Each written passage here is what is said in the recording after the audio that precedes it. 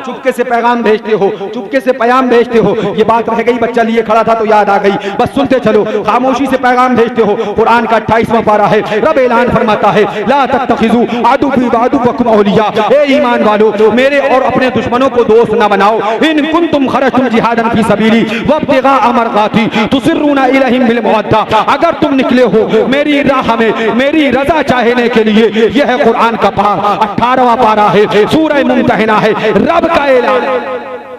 आज चक्कर में करते ना, पीछे के रास्ते से बुला लेंगे, खामोशी से कारड दे दिया, दावत खिला के वापस कर देंगे। मौलाना अब्दुल जब्बार ने थोड़ी देखा, उलमाए किराम ने थोड़ी देखा, मेरान भैया, शमाइल भैया, सनाइल भैया तक बात थोड़ी पहुंची, हुजूर वादे कश्मीर थोड़ी पता चला। चुपके से बुलाएंगे, दावत दे के और खिला देंगे। रब ने पहले ही तुम्हारी पोल का ऐलान कर दिया है, फरमा दिया पहले ए ईमान वालों मेरे और अपने दुश्मनों को दोस्त न बनाओ। आगे फरमाया इन कुंतुम खरजतुम जिहादन फी सबीली, अगर तुम निकले हो मेरी राह में जिहाद करने, वब्तिगा मरज़ाती, और मेरी रजा चाहने को, तो उनसे दोस्ती ना करो। डायरेक्ट कुरान है, सीधे आला हज़रत तर्जुमा पढ़ रहा हूं, तर्जुमा रज़विया, डायरेक्ट आला हज़रत तर्जुमा हो रहा है, सीधे कुरान है। हाँ, अब कहते हैं कि वो अशमती लोग कहते हैं इनसे दोस्ती ना करो, उनसे दोस्ती ना करो, ये हम नहीं कहते, हैं कुरान कहते हैं।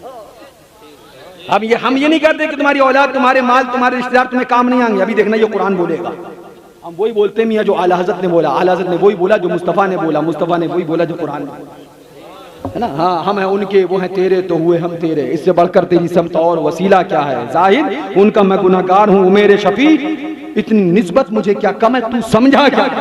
सुनो सुभान अल्लाह। अब कुरान का पैगाम सुनो, वब्तिगा मरज़ाती, और मेरी रजा चाहने के लिए तो उनसे दोस्ती ना करो। तुसिर्रूना इलैहिम बिल मवद्दा, तुम उन्हें खुफिया पयाम, चुपके से कारड, खामोशी से दावत, कमरे में बिठालना, बैठक में छुपाना, खाना खिला के रवाना कर देना।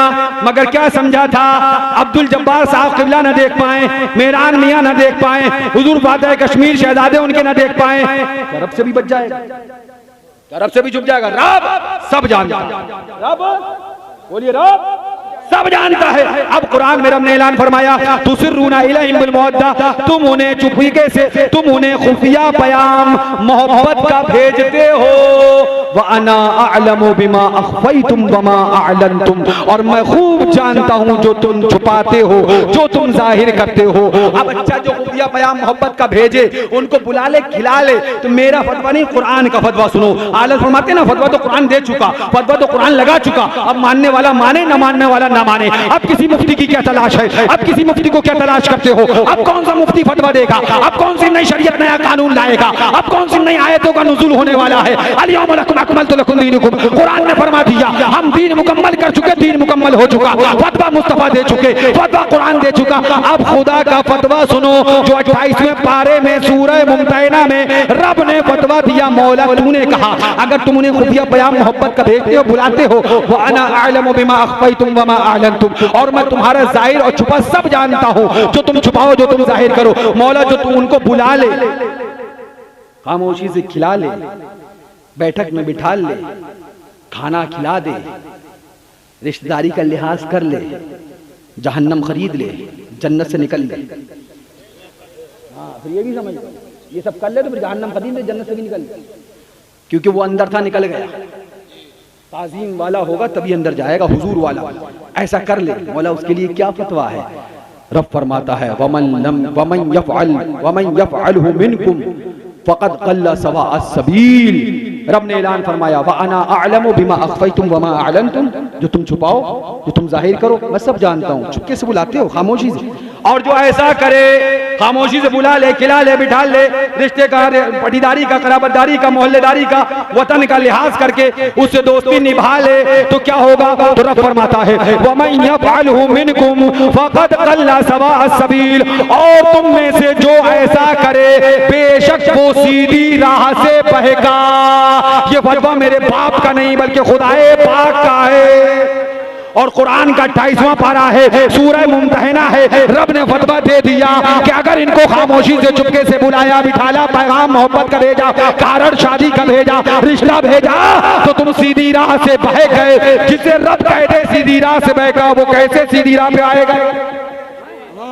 वमन अस्दक़ु मिनल्लाहि क़ीला, रब से ज्यादा सच्ची बात कहने वाला कौन है, रब से ज्यादा हक बोलने वाला कौन। अब आगे सुनो, रब ने आगे तुम्हें ये भी बता दिया, लन तनफ़अकुम अरहामुकुम वला औलादुकुम यौमल क़ियामा।